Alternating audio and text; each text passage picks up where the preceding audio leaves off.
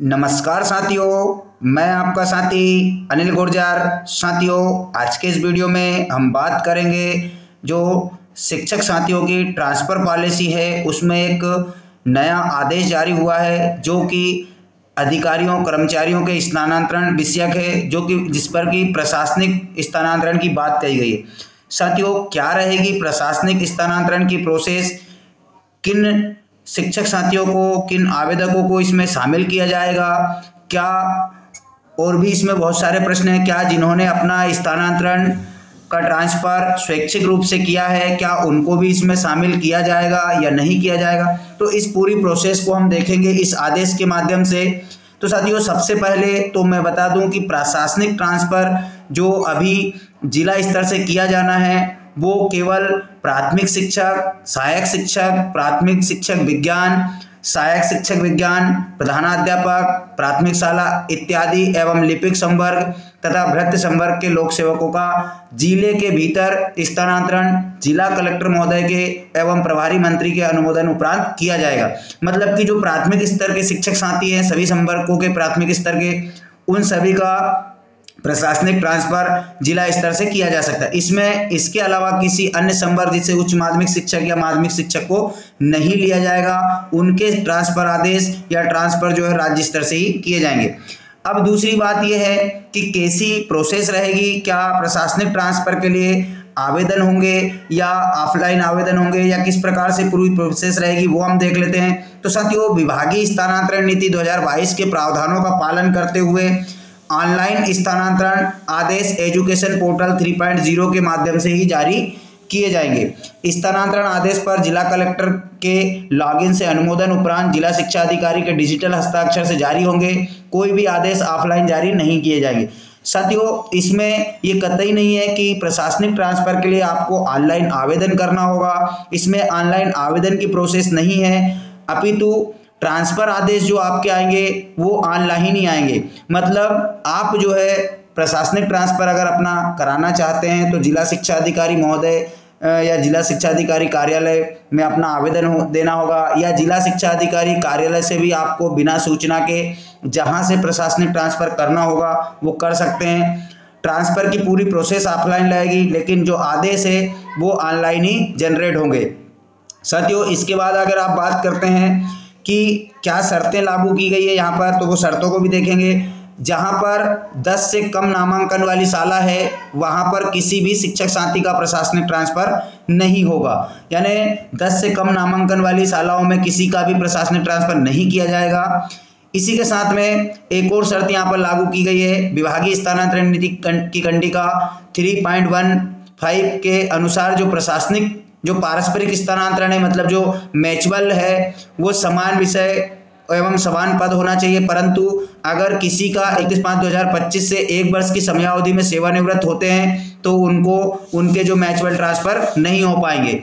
इसमें साथ ही उपरोक्त कंडिका 1-2 के में अंकित संवर्ग, यानी कि जो एक कंडिका 1-2 थी उसमें यही था कि प्राथमिक सहायक शिक्षक, प्राथमिक शिक्षक इन्हीं के होंगे, माध्यमिक शिक्षक एवं उच्च माध्यमिक शिक्षक के स्थानांतरण यथावत राज्य स्तर से किए जाएंगे। यहाँ पर समय सारणी दी गई है कि किस समय सारणी से कब तक क्या होना है। तो साथियों, जो शिथिलता दी गई है प्रशासनिक ट्रांसफर के लिए जो प्रभारी मंत्री महोदय के अनुमोदन से, वो 7/6/2025 से 16/6/2025 तक किए जाएंगे। इसी के साथ में 16/6/2025 से पूर्व सभी प्रकार के ट्रांसफर आदेश जारी होने की बात यहाँ पर कही गई है। उसके बाद यहाँ पर जिला शिक्षा अधिकारी महोदयों को पुनः जो है निर्देशित किया गया है कि इन शर्तों को आपको देखकर ही ट्रांसफर करना है। कौन कौन सी शर्तें यहाँ पर पुनः लगाई गई है। सबसे पहले आपको स्थानांतरण नीति 2022 की कंडिका 332 के अनुसार प्रशासकीय स्थानांतरण संख्यावार विषयवार रिक्तियों को ध्यान में रखकर ही करना है। यानी कि जहां पर पोर्टल पर रिक्त पद दिखाई देते हैं वहीं पर प्रशासनिक ट्रांसफर किए जा सकेंगे। अन्य अगर जो शाला है जहां पर पद खाली है परंतु अगर पोर्टल पे पद शो नहीं हो रहा है तो वहां पर प्रशासनिक ट्रांसफर भी नहीं किए जा सकेंगे। साथियों, इसके बाद अगर हम देखें तो विभागीय स्थानांतरण नीति 2022 की कंडिका जो 333 के अनुसार प्रशासकीय आधार पर स्थानांतरण करने से पूर्व यह सुनिश्चित किया जाए कि उक्त स्थानांतरण से शाला शिक्षक विहीन ना हो जाए। साथियों, अगर कोई शाला शिक्षक विहीन हो रही है तो वहाँ से पहली बात तो ट्रांसफ़र करने से बचे, ये निर्देशित किया गया है। अगर फिर भी ट्रांसफ़र, प्रशासकीय ट्रांसफ़र अनिवार्य है तो वहाँ पर उससे पूर्व शिक्षक की व्यवस्था की जाए। विभागीय स्थानांतरण नीति 2022 की कंडिका 4.1 के अनुसार जिन अधिकारियों कर्मचारियों की सेवानिवृत्ति 1 वर्ष से कम रह गई है उनके ट्रांसफ़र नहीं किए जाएंगे। साथियों, इसके बाद यहाँ पर पुनः वही बात आ रही है, जो नवनियुक्त शिक्षक है उनके ट्रांसफ़र विभागीय स्थानांतरण नीति के अनुसार नवनियुक्त शिक्षकों का स्थानांतरण सिर्फ विशिष्ट शालाओं जिसमें सांदीपनि विद्यालय, उत्कृष्ट विद्यालय, मॉडल स्कूल में ही किया जा सकेगा। अन्य सामान्य शालाओं में पदस्थापना नहीं की जा सकेगी। मतलब साथियों, जो शर्तें उनके लिए स्वैच्छिक स्थानांतरण में थी वही प्रशासनिक में रखी गई है कि उनको किसी भी सामान्य स्कूलों में पात्रता नहीं दी गई है।